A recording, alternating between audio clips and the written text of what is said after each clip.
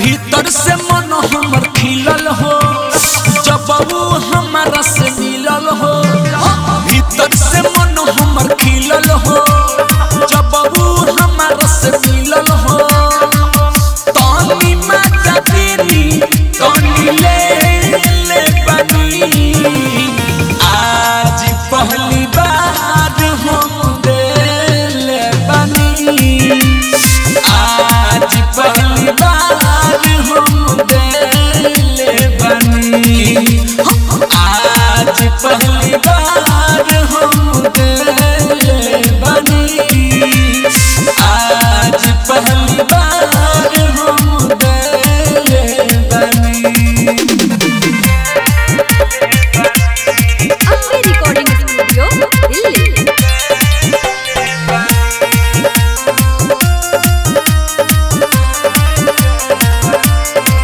सखी मानी खुश भइल जब ओकर पदिल गइल।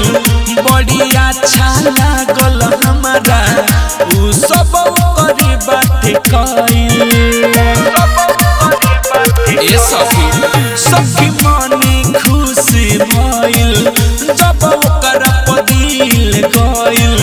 बड़ी अच्छा लागल हमरा उ सब ओकर बात कइल। पहले जस नहीं हम अकेले बनी। आज पहली बार हम दिल बनी। आज पहली बार हम दिल बनी। आज पहली बार हम दिल बनी। आज पहली बार हम दिल बनी। आज पहली बार म्यूजिक जयदीप माही। बाटी अलगी ओकर कहानी हम ओकर भरोसे बानी। राजा बने खातिर कहेले हम